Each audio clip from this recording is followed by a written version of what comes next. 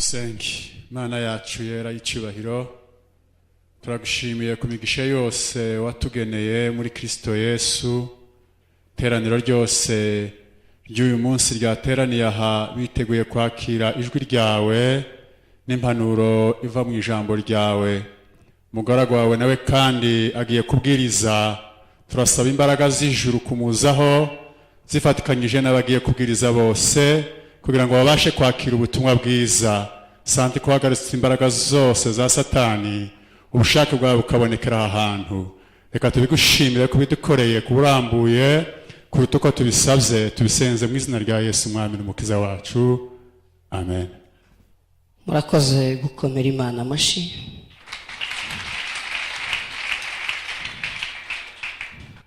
Navuze ngo murakoze ubwo mwongeye hayandi Imana nayibongera imigisha.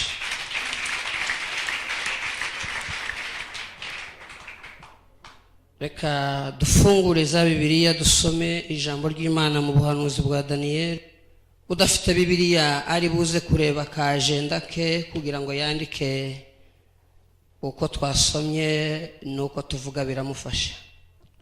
N'abandi abazungu batugiriye neza baduhaye amatelefone arimo za agenda na za Bibiliya. Utagiriwe amahirwe yo kugira Bibiliya muri telefone harimo ka agenda wandika utuntu tugenda dusoma nuko tuvuga, ndatekereza ko biza kugufasha. Asifiwe Yesu. Ubuhanuzi bwa Daniel igice ni 4 umurongo n'uwa 31, ibice 4 au sura 4 mstari ni wa 31. Bibiliya ivuze neza ngo hanyuma y'iyo misi njewe Nebukadinezari nubura amaso yanje mu ijuru ngarura kenge perako nshima isumba byose ndayambaza nubaha ihoraho iteka ryose, kuko ubwami bwayo ari bwo bwami butazashira kandi ingoma yayo izabaho uko ibihe bihaye ibindi. Amen. Sinzi ko Ikinyarwanda cyaje mwacumvishe neza. Asandi. Dushimye Imana ko yaduhaye uyu mwanya. Imana yo mu ijuru nishimwe. Icongeyeho nshimiye ubuyobozi bwacu, aho baraza la watumishi abicaye bakabona ko uyu munsi ari ngombwa ko tuvuga ijambo ry'Imana. Bayobozi bacu Imana ibaduhere umugisha. Bwana asifiwe.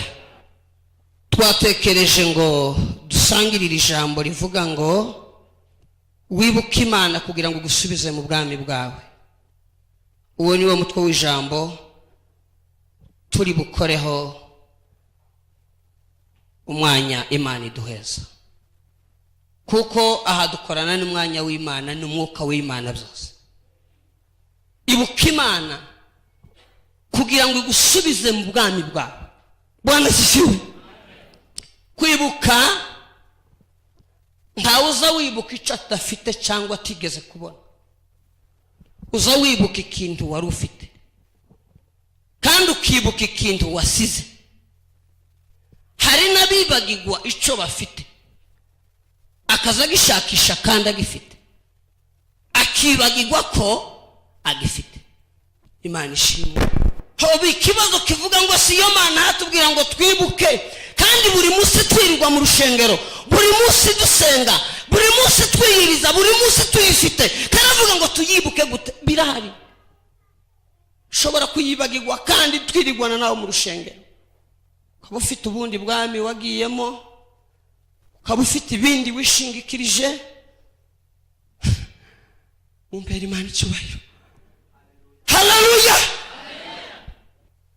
Ukaba nta kindi ufite cyangwa nta bundi bwami wagiyemo, ariko warayibaga kandi uterana. Niko nari mvuze ngo ushobora kuyibagirwa kandi uyifite. Umusaza wacu igihe kimwe afata umupanga ushira mu kwaha, twari tugiye mu murima. Noneho mukanya arambwira ngo se yasize umupanga he. Mbona karashakisha, sinamenye ikibazo cyabaye. ndamwegera ati papa niki ngo yabuze umupanga ahantu yawushize kandi awufite mukwaha. Ndamubwira ngo umupanga urawufite ngo uwo mukwaha ari kanga umupanga uratibuka. Shobora kuyibagirwa kandi uyifite ukibwira ngo umurayifite naho warayibagiwe. Wagiye muri birya Paulo yavuze mu Bagalatiya 1:6 ngo bagiye mu bindi ngo ahubwo si ibindi ni ikindi. Icyo kindi n'ibyo bindi bigatuma wibagirwa Imana. Ariko ijambo rya none nje kukubwira ngo ibuka Imana y'Isiraheli kugira ngo nayo igusubize mu bwami bwawe. Haleluya. Twasomye ubuhanuzi bwa Daniyeli.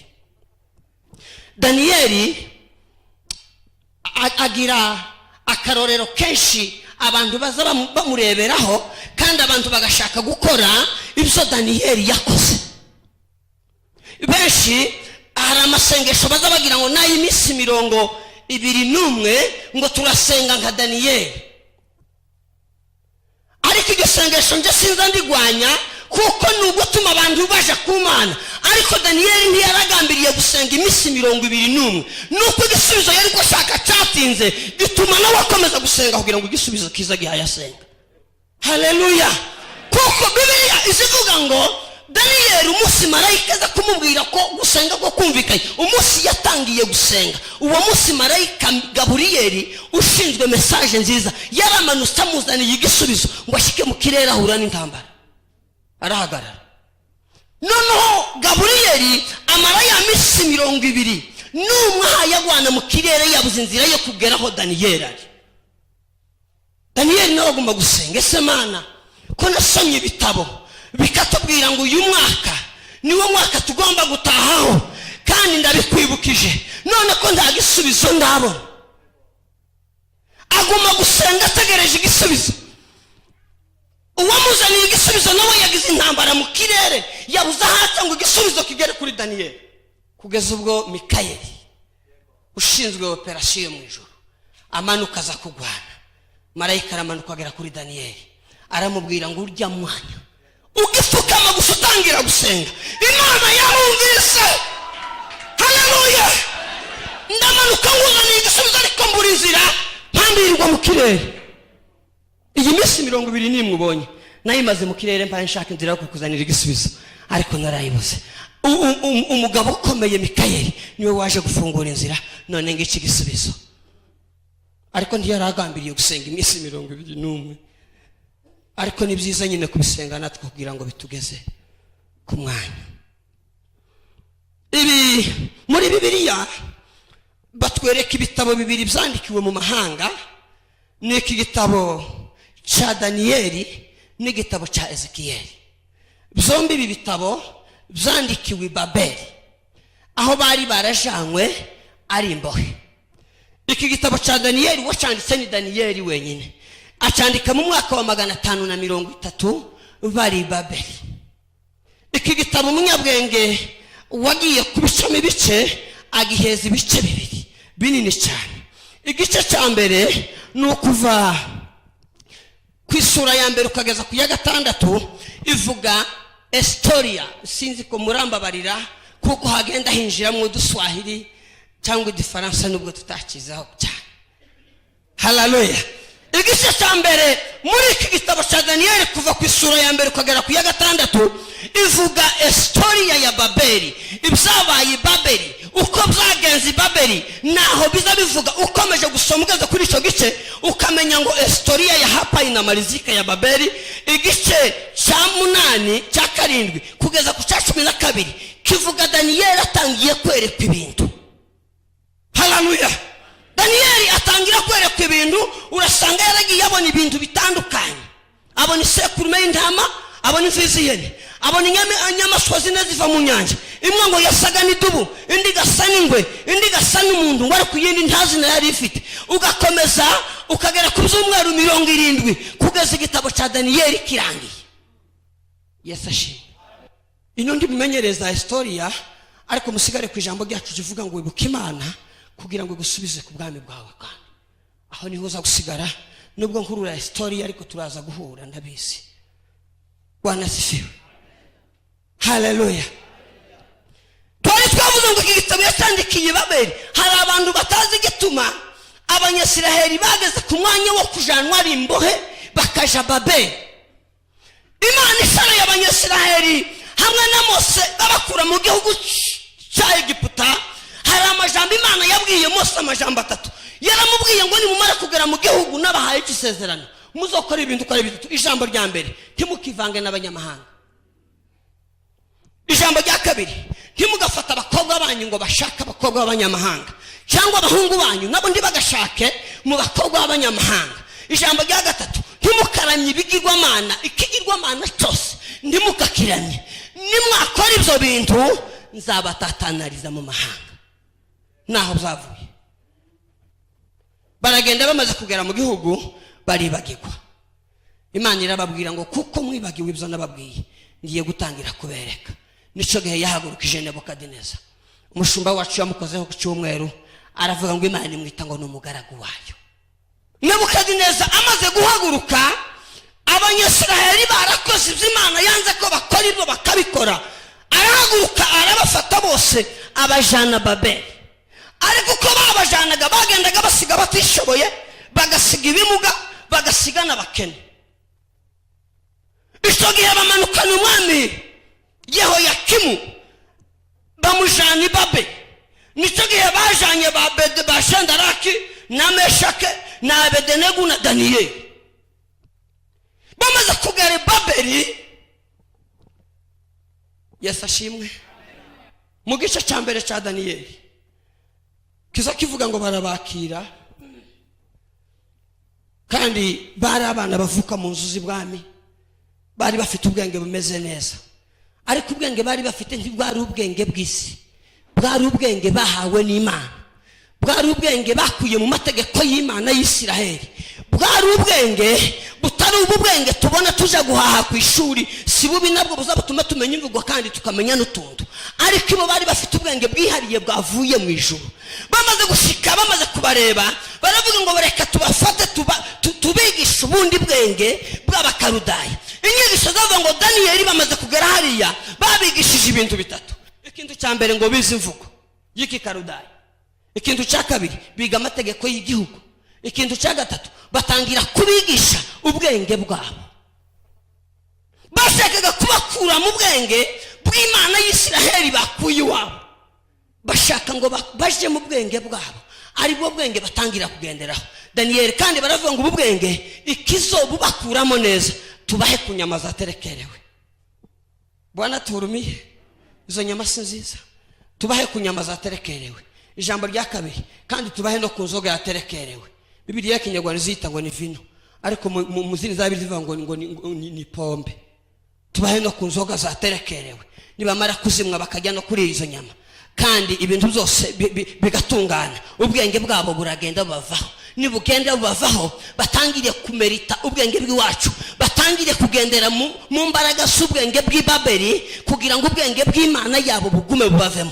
Daniyeli agambirira umutima wabibwira bagenzi be 1:8, arababwira ngo ni ukuri ntitwiyandurisha ibyo kurya by'ibwami cyangwa iyi nzoga bahaye bazana ngo tubimwo, kugira ngo turebe icyo Imana yacu iri bukore. Duhe icyubahiro. Haleluya. Bahamagara Ashpenazi wari wahawe kubarinda, baramubwira ngo twebwe izo nzoga ntituzimwa, n'izo byo kurya ntitubirya, ariko icyo dusaba ni kimwe, uduhe gusa ibishimbo. Ashpenazi arababwira ngo muranyikisha, nimba bagize ubwoba bwinshi tugeragresha iminsi 10 basi, uduhe ibyo bishimbo iminsi 10 n'amazi mutupu, kugira ngo turebe uko biza kugenda. Ashpenazi akimara kubemerera, kuko byari mu Imana, baboneka batunganya imbere ya Ashpenazi n'imbere y'umwami Nebukadineza. Umunsi bagiye guhagarara, ibintu byose bimera neza. Bwana sifiwe. Nico gihe Nebukadineza yabahinduye amazina, bamwe bita ba Beluteshazari, abandi bande Daniyeli we bite Beluteshazari, bisobanurwa ngo nukundwa n'Imana Bel, kuko bagiraga ibigirwamana byabo. Kimwe cyitwaga Bel, bagiraga indi mana yitwaga Nego, bagiraga indi mana yitwaga Rusi. Ariko Bele niwe wari nka mukuru mu mana z'i Babeli. Umwami Nebukadineza ngo arebe Daniyeli abona ni nk'ahari ufite ubwenge gusumba abandi, aravuga ngo reka mwitirire Imana yanje, amwita ngo Beluteshazari, bivuga ngo ukundwa n'Imana Bel. Haleluya. Bwana asifiwe. Daniyeli bajanywe i Babeli mu bunyage bwa mbere, bajanywe bwa mbere nibwo Daniyeli yagiye, kandi yagiye ari umwana mutoya, umusore w'imyaka 16. Ariko Daniyeli amaze kugerayo bakomeza Imana yabo. Bamaze kuyikomeza hari ukuntu yaje kubagira. Igice cya kabiri kivuga inzozi z'umwami Nebukadineza arota igishushanyo cy'izahabu. Igice cya gatatu kivuga umwami Nebukadineza akora igishushanyo ngo abantu bose bagisenge, agishira mu kibaya. Igice cya kane nicyo twasomye hano tugiye nko guhagarara buke, kivuga umwami Nebukadineza arota izinzi inzozi abona igiti. Bwana asifiwe. Ndagira ngo turacari kumwe. Asante. Nebukadineza icyamuteye kurota izo nzozi kikamutera kugera kuri iri somo twasomye, niho tugiye gutindaho bukeya kugira ngo tubyumvikane. Babeli dore ukuntu yari yubatse no.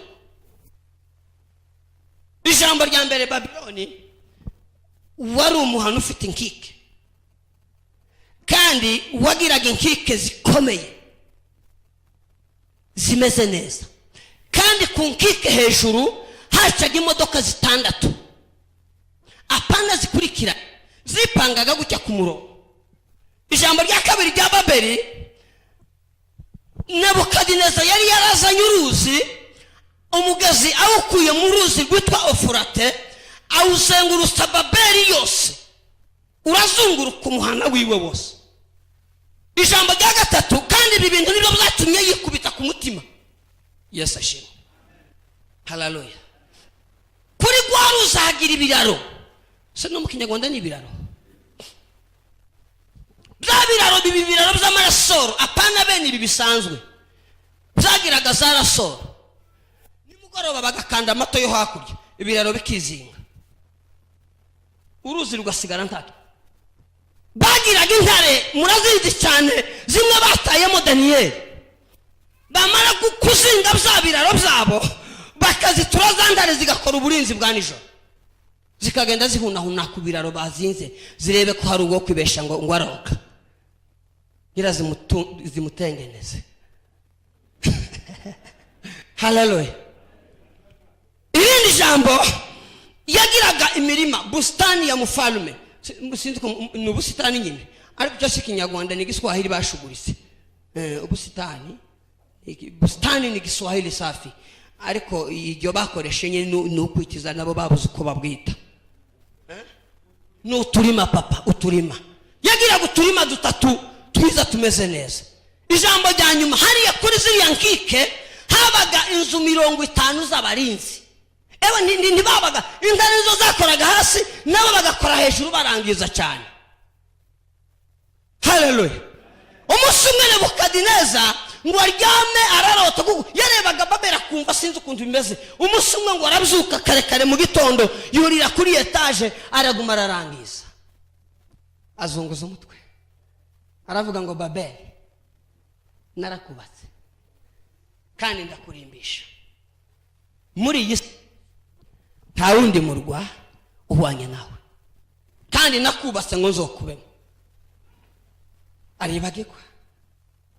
Haleluya. Narakubase ngo nzoguturemo, wahabe mu ijoro ngo afe kuryama ararota, kandi cyatumye yikubita ku mutima n'ibyo bintu. Yarebye abona afite abarinzi b'intare. Jambo rya kabiri ngo areba abona afite ibiraro byo gukunja. Jambo rya gatatu ngo areba abona abarinzi bari hejuru ku nkike barahagije. Jambo rya kane ngo areba akabona imodoka zigenda kubibambazi ni sava. Jambo rya gatanu ngo areba uturima twe bustani nzuri, harimo uduti dutandukanye kandi duhumura neza. Buri gitondo Babeli yose igahumurirwa neza, utundi tumeze neza. Aravuga ngo nukuri narakubatse. Mu ijoro ngo aryame ngo ararota. Banaraye ndose mbona igiti kinini kirakura cyane gikwirisi yose undaramusubiza icyo giti ni wewe uzaja mu ishamba, uzarisha nkinga, uzatonda ikime, ubane n'inyamaswa yewe. Nebukadineza Nebukadineza umwami we Babuloni umpera Imana icyubahiro. Haleluya. Ibuka Imana kugira ngo igusubize mu bwami bwawe. Ngo abone igiti ko gikura cyane ngo kandi ngo cyari giteretse hagati y'isi. Zavugaga ubwami bwe. Imana yari yaramuhaye ubushobozi bwo kumera abami bose bisaka bagira uko ashaka. Noneho ngo aracyitegereza ngo kirakura cyane gikwira isi yose ngo kandi ngo kirera imbuto nyinshi ngo muri za mbuto haza ibisiga byose n'inyoni ntoya n'inini ziguma kurya za mbuto. Ngo kimara kwitegereza ngo abone inyamaswa zose zikomeye n'izoroshye zuganye mu gicucu cyazo. Ngo kimara kwitegereza yo. Haleluya. Ngo abone uwera wagizwe umurinzi. Ngo baramubwira ngo fata ishenyi. Ishenyi mu Kinyarwanda n'ishoka. Fata ishenyi nkwereke. Afata ishenyi. Nebukadineza gihaye areba. Aramubwira ngo sindi ico giti. Ngo acinjiza mu ishenyi aragihirika. Aramubwira ngo gikureho izo mbuto, ibibabi byose bikureho, ugitongora amashami yaco. Nebukadineza haye areba. Umurinzi uwera wagize umurinzi ngo akora ibyo bintu. Aramubwira ngo fata igishisi cyacu aricyo kirimbu mu mvugo z'iwacu ngo gihambirishe imikufu y'izahabu ngo kirekere mu butaka ngo kigume kigire kime kandi kigume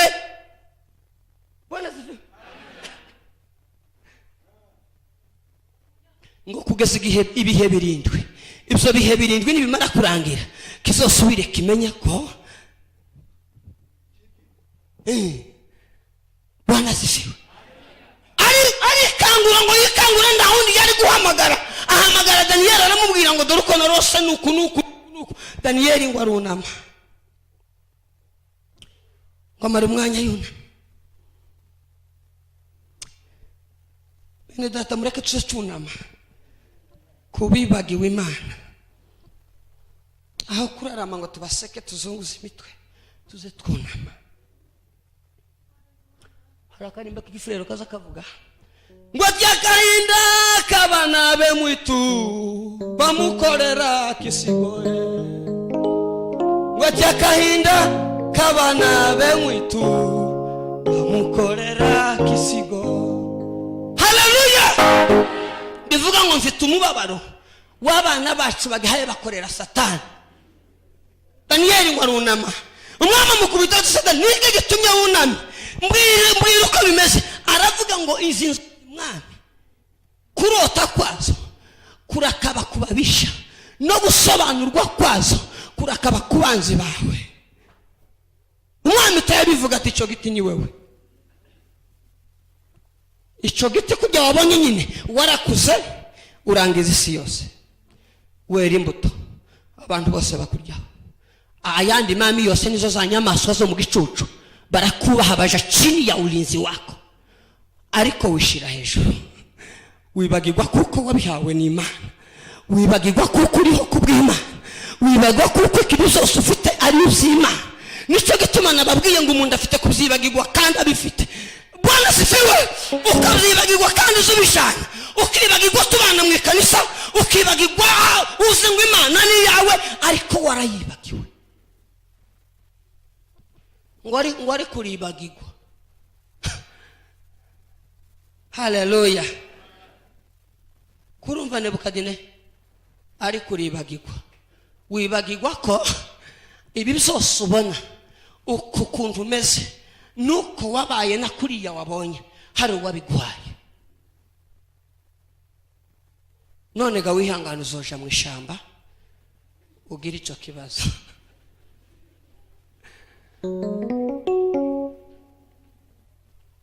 Haleluya. Okay, nibo yarebye abona ibintu bimeze neza. Ijambo ry'Imana rimuzaho riramubwira ngo uragiye nkuko byavuzwe. Uwo musi akataweka katika ufalme akurwa mu bantu aja mu ishamba.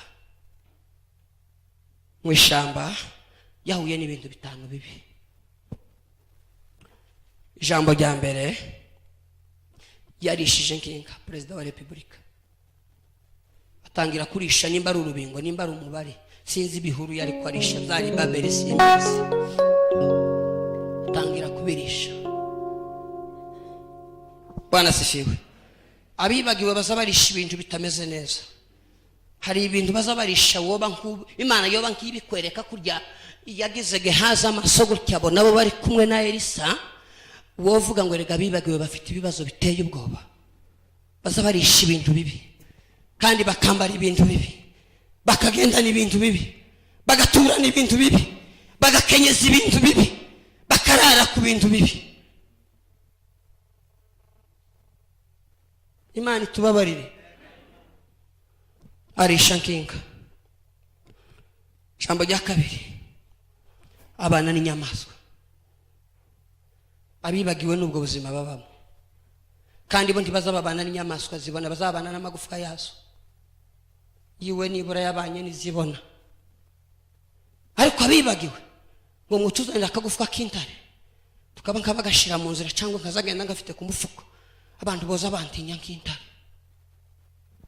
Abibagiwe nuko bazabamera. Yiwe ntabane n'inzima akabana n'utugufwa. Imana itubabarire. Abana n'inyamaswa. Ijambo rya gatatu, atondwaho n'ikime buri gitondo. Buri gitondo ikime. Umugabo akamaroba wese, perezida wa repubulika. Buri gitondo ikime. Buri gitondo ikime, ukwezi kwaza kugashira. Buri gitondo ikime, umwaka ugashira. Buri gitondo ikime, imyaka 5. Haleluya. Abibagiwe nuko bafuye n'indara ntibazabarara mu maso. Ariko naje kukubwira ngo ibuka Imana kugira ngo igisubize ubwami bwawe.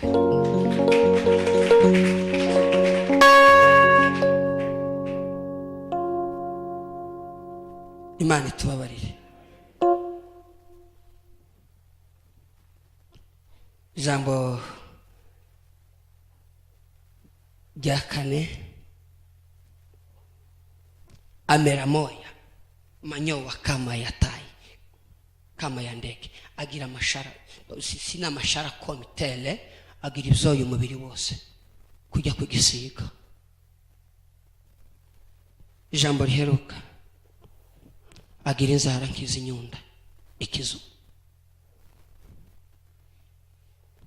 Abibagiwe nuko bazabamera, bazabagira inzara nk'izinyunda, kandi izo nzara zikabuza itorera amahoro, izo nzara zikabuza ingwa amahoro, izo nzara zikabuza igihugu amahoro, izo nzara zikabuza porogaramu amahoro. Imana itubabarire. Kuko ahari inyunda bene yikomeye ino ndaduca ni muri vire ndani ngoko bagira, izabo zose ni mu isafuriya zibonekera. Ariko ahari inkoko hakaza agaca, ukamenya kuko aho hantu nta nkoko zizoturaga, hamaze kuza agaca gafite izo nzara zimeze uko kundu. Haleluya. Ukamenya ngo uyu muhana nani ngoko izocukamwo kuko hajemwo agaca, nta nkoko izocuka. Bwana asifiwe. Nebukadineza izo zose bimaze kumubaho ngo aratura mu ishyamba, ariko guverinoma ari yayindi. Raporo zigenda zikagaruka, igihugu kigenda bagisura, abaminisitiri b'ububanyi n'amahanga bajayi mu gihugu bakagaruka mu kindi basura Babeli. Abanyabwenge baza bavuga ngo Imana yonyine yari yamanutse iza ku ntebe Babeli itegeka igihugu yonyine. Haleluya. Imana yonyine amekuja yeye peka akakuwa mtawala katika nchi ya Babeli, akaikala kwa kiti cha ufalme miaka 7. Mungu mwenyewe. Amen. Imana yonyine itangira gutegeka.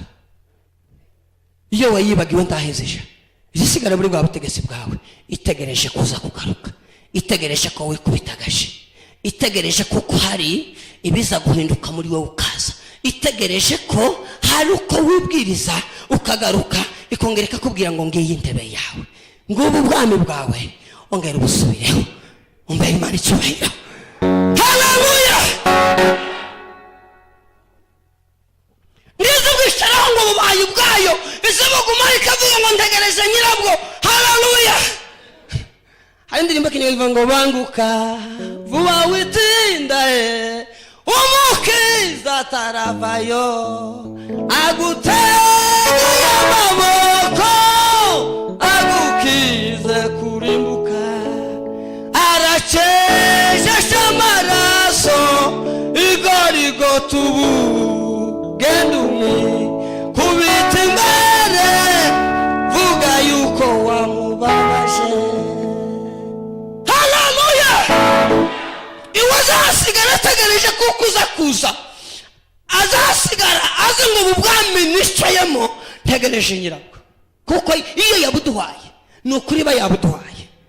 Nuko tugira amanyanga tukabuvamo, ariko yabuduhaye neza neza buba ari ubwacu mu imbere cyubahiro. Haleluya. buba ari ubwacu, ariko ibintu bikagenda bidukuramo bigatuma twibagirwa Imana y'Isiraheli. Abacu bamaze kwibagirwa, nico kiki kibazo duha tuganira byatewe kwibagirwa. Ariko Daniyeli ngo aribuka, aravuga ngo uyu mwami uhagiye Sikuro, kandi Imana yaravuze ngo ku ngoma ye nico gihe tuzotangira gutaha.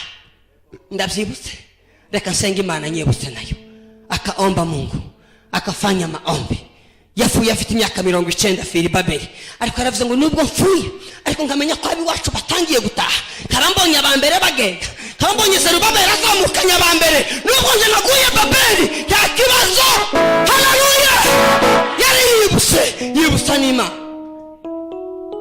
Bibiliya twasomye yavuze ngo njewe Nebukadineza ngo imyaka 7 ishize ngo nubura amaso mu ijuru ngo ngarura kenge. Mwabyumvishe neza. Imana icyubahiro. Haleluya. Imyaka 7 ishize njewe Nebukadineza ngo nubura amaso yanje mu ijuru ngo akenge kangarukamo. Akenge kamaze kugaruka aramenya ngo menya kuko ngo isumba byose ngo niyo byose. Menya kuko ubwami bwayo butazabuvaho, twe twohemuka tukahava, twe twohemuka tukaja mu byacu, ariko iyo ubwami bwayo buhora ari bwa bundi. Kandi menya yuko izi buhaza ushaka ikimuruye ikimikuye nguyu ikimukayo. Haleluya. Kandi iyo ingoma yayo ngo izihaze ibihe, uko ibihe bihaye ibindi niyo iri ku ngoma, uko ibihe bihaye ibindi niyo iri ku ngoma. Bwana sifiwe. Kugishushanyo yari yabonye kiriya cy'izahabu n'ifeza n'imiringa n'ibitaka bivanze n'ibumba, kariya kabuye yabonye. Bibiliya izivuga ngo Daniyeli amubwira ngo kakabuye wabonye usarire. Yarazi ngo nimva ku bwami umuhungu wanje Nabunadusa azobujaho, Nabunadusa nabuvaho, umuhungu we Berushaza abujaho, Berushaza nabuvaho, John nawe bukomeze, nawe nabukomeza gutyo bukomere. Imana ishaka kumwereka ko atari byo. Nebukadineza ibyo wibwira sibyo.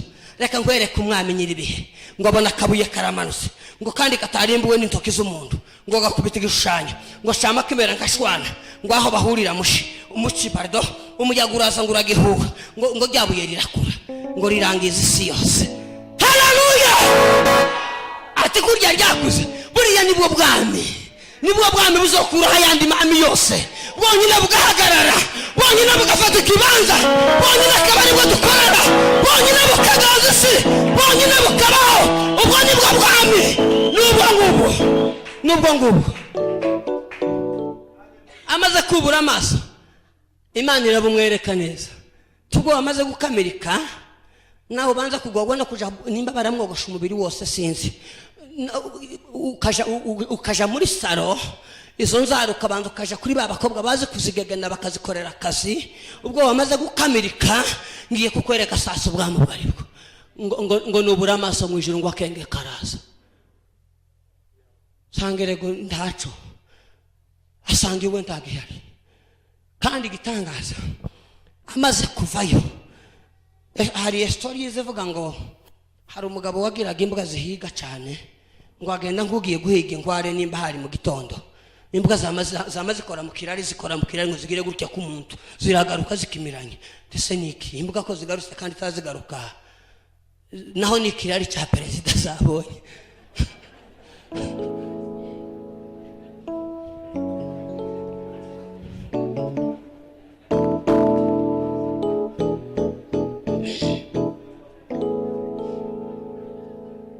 Ako ni komantere niko bazabavuga. Uwo mugabo na Murodi ngo ajya kumugeraho asanga ni perezida. Muze ni hanuri amugarura ibwami. Imana itubabarire. Amaze kugera mu bwami umva amajambo yavuze. Ukomeje gusoma hepfo yaravuze ngo maze kugaruka mu bwami ngo nsanga bwa bwami bwari ko butuma nikubita ku mutima ntabwo hari.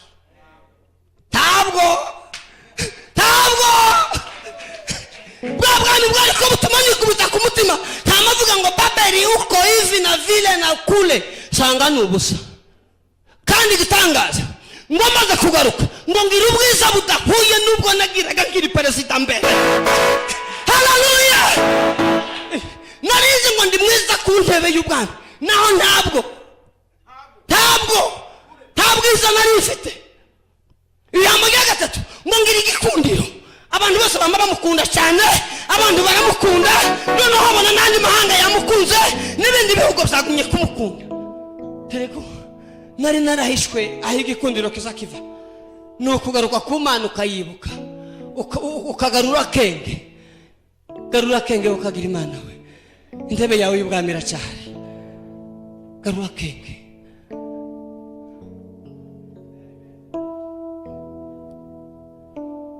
Haleluya. Garura akenge intebe yawe iracyari. Kandi wicayeho akuridegereje ngo uze mukorere mize. Haleluya. Irindi jambo ngo kandi ngo burakomera cyane kuruta uko narebaga ubwa mbere. Ngo bwama bukomera bumera neza. Burakomera bumera neza. Sanga nari narahishwe. Sanga nari naribeshe. Sanga ntacyo ndico. Ibuka Imana kugira ngo igusubize mu bwami bwawe. Nukuri n'ubwawe buracahari. Kandi niwe bubikiwe. Sauli umuhungu wa Kishi yarazi ko ari perezida wa Isirayeli. Umunsi umwe indogobe zabo zirazimira. Isa mutuma kuza kuzishaka. Bamara iminsi 3 baye bashaka barazibura. Bagiye gusubirayo. Umugaragu bari kumwe aramubwira ngo ariko muri iki gihugu hari umuntu w'Imana. Twamwegera yo tubwira ibyo urugendo dufite. Cyo hari uko yo bitubwira. Umuhanuzi cyo ngo bamwitaga bamenya. Aravuga ati se turamushiriki. Kwiyamba yashize. Turamadufa gutunguka kwabamenya gutya nta nigice. Wa mugaragu ngo ashakanye umufuka ati ko numva nje ngifite nk'ibiceri. Tugende turamushira ibingibi. Ngo barazamuka bagiye kwinjira mu mudugudu bahura n'abakobwa bagiye kuvoma. Ndetse ntabamenya ati murama muhura nawe nabagiye gusohoka aje kukanunga kuko niwe uje gusengera igitambo kugira ngo abantu batangire gukora imirimo. Ati sawa. Ngo binjire gutya bama bahura na Samuel asohotse. Ati nyabona tuyobore kwabamenya tuyu muhamu vugana niwe. Uyu muhamu vugana niwe bamenya. Nyabona dufite ikibazo ati cece ikibazo cyawe kirazwe. Kibazo cyawe kirazwe. Ntiwaruzi ko kurashaka indogobe 3 kandi indogobe zose z'Isiraheli zigiye kubizawe. Ibi byose by'Isiraheli ari ibyawe. None uruhijwe n'indogobe 3 zazimiye. 3. Ati tuzamuke tubanze dufungure ndaza kukubwira amakuru yawe. Ngo barazamuka. Aramubwira ngo ibi byose ni ibyawe. Ngo bararya ngo yamuryamisha ngo buce mu gitondo. Aramubwira ngo ngwino ngusezerere. Abwira umugaragu ngo bankutambuka imbere mvugane na shobusha. Kujya atambutse ngo akora mu mufuka ngo afata amavuta ngo yamusiga ku mutwe. Aramubwira ngo kuva uyu munsi ntiwemeye kubaye umwami wa Isirayeli. Haleluya. Ese ubwami turi mu kushamo kandi ubu bwose ari ubwacu ko turaje gushaka iki.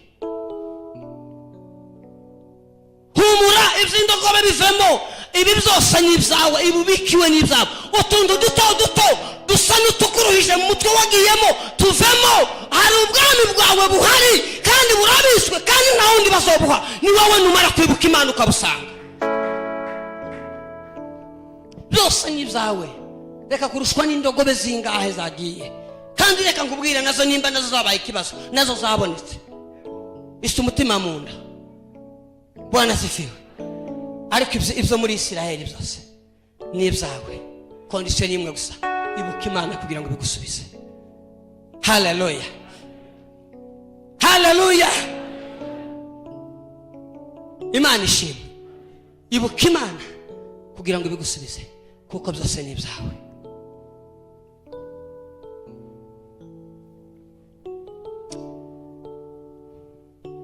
Njagukiza umutima gwani magala, kitali kinduga gazikwa no kubola. Yesu ubuyambike isiribo zo kuhima amagezibwe ga shetani. Mutima gwani biri bindu byawe, mutima gwani nakugabira, ugukorese kolozizi Yesu mukundwa wani nagutanga imwawe. Haleluya.